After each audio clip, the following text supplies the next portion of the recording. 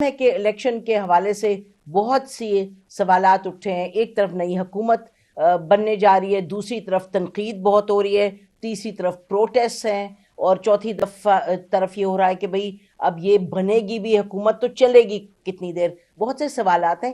ان سب معاملات میں ایک انفرادی جو ہم نے دیکھا پوزیشن، وہ مولانا فضل الرحمان صاحب نے، جے یو آئی کے جو لیڈر ہیں، جو ہیڈ ہیں، جو چیئرمین ہیں، انہوں نے لیے. اور مولانا فضل الرحمان صاحب، ناظرین، ان کا جو تعلق ہے پاکستان کی سیاست سے، یہ ان کے والد کے دور سے شروع ہوتا ہے. مولانا مفتی محمود صاحب، وہ شخص جو کہ 1973 کے آئین پر انہوں نے دستخط کیا، اور وہ شخص جن کی سب بہت عزت کرتے تھے. مولانا صاحب انہیریٹڈ دا مینٹل، اور ان کی بھی معاملات حکومت سے، ریاست سے، سیاست سے، اپوزیشن سے، اسٹیبلشمنٹ سے بہت اتار چڑھاؤ کا شکار رہے ہیں، لیکن گہرے رہے ہیں بہت.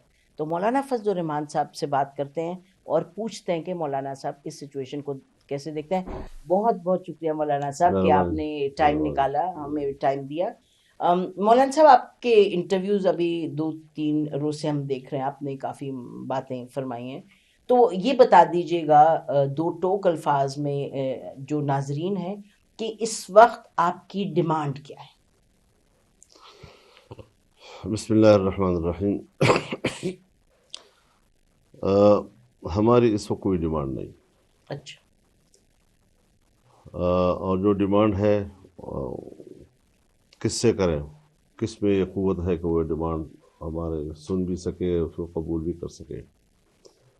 ہم نے انتخابی نتائج کو یکسر مسترد کر دیا ہے. ٹھیک. اب جب یکسر مسترد کر دیا ہے تو ظاہر ہے کہ اس کا متبادل تو یہی کہ دوبارہ الیکشن کرایا جائے، فوراً اسمبلی تحلیل کر دی جائے. کیا ان کے لیے یہ ممکن ہے؟ تو پھر آپ فرما رہے ہیں کہ آپ کا ڈیمانڈ ہے کہ یہ الیکشن تازے کروائے جائیں. نمبر 1 یہ تو ممکن نہیں. تو ہم نے ایک دوسری جانب رخ کیا ہوا ہے، اور چونکہ ہماری مرکزی مجلس عاملہ کے پاس پارٹی دستور کے مطابق اختیار نہیں ہے، تو وہ انہوں نے ریفر کر دیا ہے اپنی جنرل کونسل کی طرف. جی. تو جنرل کونسل میں اس بات پر مشورہ کیا جائے گا کہ پارلیمانی سیاست ہی ترک کر دی جائے، اور فیصلے اب ایوان میں نہیں میدانوں میں ہوں. تو اس حوالے سے ہم سمجھتے ہیں کہ پارلیمنٹ اپنی اہمیت کھو بیٹھا ہے، اور جمہوریت اپنا مقدمہ ہار چکا ہے پاکستان میں. جب تک اس حوالے سے بڑی تبدیلیاں نہیں آتی اور ایک شفاف الیکشن کے حوالے سے ضمانتیں نہ ملے ہمیں، زبانی گفتگو، باہر کچھ کہیں اندر کچھ کریں، اس سیاست سے اب ہمیں نکل جانا چاہیے. اور آپ نے اپنے انٹرو میں میرے والد صاحب کا ذکر کیا، تو یہ بات سمجھنا آسان ہوگا کہ ہم اتنا سخت اسٹینڈ کیوں لے رہے ہیں. 1977 میں جب یہ سوال پیدا ہوا کہ الیکشن میں دھاندلی ہوئی ہے، تو اس کے خلاف تحریک کی قیادت میرے والد نے کی تھی، اور ہم اس وقت نوجوان تھے، میں خود طالب علم تھا اس وقت. تو وہ جو اس وقت سے ذہن میں یہ بات آئی ہے کہ الیکشن کیسے ہونے چاہیے، الیکشن عوام کی رائے کا نام ہے، اسٹیبلشمنٹ کے قبروں کے اندر مرتب کردہ نتائج کا نام نہیں ہے، وہ چیز ہمارے اندر چلی آ رہی ہے. تو جب بھی کوئی ایسے نتائج آئے ہیں، ہم نے اس پر اپنا رد عمل دیا ہے، اور وہ رد عمل وقت کے ساتھ ساتھ سخت ہوتا گیا. اب 2018 کا الیکشن ہوا تو تمام پارٹیوں نے کہا کہ اس میں دھاندلی ہوئی ہے. آج کیوں نہیں کہا جا رہا کہ دھاندلی ہوئی ہے؟ مسلم لیگ، نون، 18 کے قریب قریب مینڈیٹ ہے اب بھی ان کا، جی کوئی زیادہ مینڈیٹ نہیں ہے. پیپلز پارٹی کا تقریباً اسی قریب قریب مینڈیٹ ہے جی.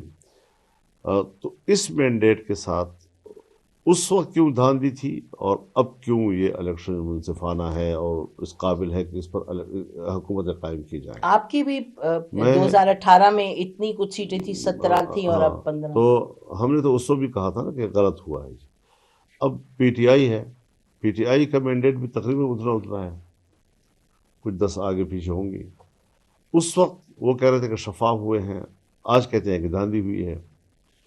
تو یہ ان کے سٹانس میں تبدیلی آ سکتی ہے. مجھ پر تنقید نہ کرے کوئی، میں تو ایک سیدھا سادہ آدمی ہوں، اور ایک اصولی موقف میری پارٹی نے لیا ہے، سوچ سمجھ کر لیا ہے. آپ کو پتہ ہے الیکشن کے ایک ہفتہ تک ہم بالکل خاموش بیٹھے رہے، ساری چیزیں معلوم کرتے رہے، ادھر ادھر سے ہم معلومات لیتے رہے، اور بہت سی چیزیں اکٹھی ہونے کے بعد جو ہماری مجلس عاملہ بیٹھی ہے پرسوں، تو انہوں نے جب ساری صورتحال کا جائزہ لے کر ایک رائے قائم کی ہے، تو وہ رائے ہم نے اناؤنس کر دی ہے. تو آپ یہ فرما رہے ہیں کہ الیکشن ہونے چاہیے، یعنی کہ نئے الیکشن ہونے چاہیے، آپ رد کرتے ہیں سب کو. اچھا، تو اگر آپ اس کو رد کرتے ہیں، آپ نے بڑے سخت الفاظ میں کہا کہ میں خبردار کرتا ہوں، یہ کچھ آپ نے کہا کہ بھئی ہر صورت پہ آپ سمجھ لیں، نہیں تو پھر ہم اتر آئیں گے میدان میں. تو آپ نے ایک تو فرما دیا کہ آپ جو بلوچستان میں اسمبلی آپ گورنمنٹ نہیں بنائیں گے، کیونکہ وہاں تو آپ کی سیٹس ہیں 11 ہیں، اور میرے خیال 5 ہیں ملا کر کے، 16 بنتی ہے. نیشنل اسمبلی کی الگ ہے، پروونشل کی الگ ہے. کچھ لوگ کہتے ہیں مولانا صاحب اتنی سخت سٹانس لیے ہیں کیونکہ پھر وہ چاہ رہے ہیں کہ ان کو کوئی زیادہ ملے، کوئی پوزیشن وغیرہ. وہ میں یہ لفظ استعمال نہیں کرنا چاہتی، جی جی لیکن جی آپ سن رہے ہو، کہتے جی ہیں ہاں جی بھاؤ ہاں کی جی بات ہاں، کرتے بھاؤ ہیں. بڑھا رہے ہیں جی اور جی جی کیا جی بڑھا رہے جی ہیں جی اور جی کیا بڑھا، یہ ہمارے ملک کی سیاست کا ایک ٹرینڈ بن گیا ہے جی.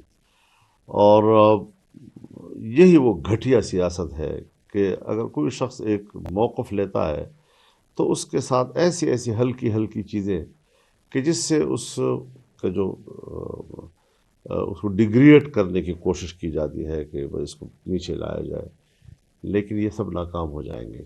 ہم نے جو سٹینڈ لیا ہے، ہم پہ پیچھے نہیں ہٹتے جی. ہم 2018 میں بھی پیچھے نہیں ہٹے، لیکن یہ ضرور ہوا ہے کہ جتنے ہمارے ساتھی تھے، جتنے قائدین تھے، پارٹیاں تھیں، وہ جب اجتماعی مشاورت سے کوئی فیصلہ کرتی تھی تو یقیناً ہم نے دوستوں کے سامنے اپنی رائے سرنڈر کی ہے. لیکن آج صورتحال ذرا مختلف ہے، اور اس میں ہم ذرا فی الحال اپنے آپ کو تنہا محسوس کر رہے ہیں.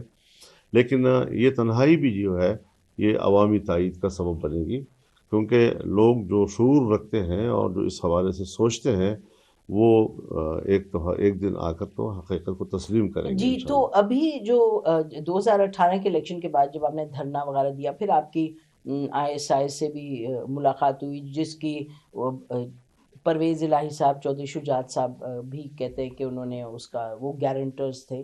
تو اس وقت آپ دیکھ رہے تھے ان اداروں کی طرف بحیثیت ایک وہ ادارے جو آپ کی بات کو آگے بڑھا سکتے ہیں یا آپ کو گارنٹی دے سکتے ہیں. اب مختلف ہے.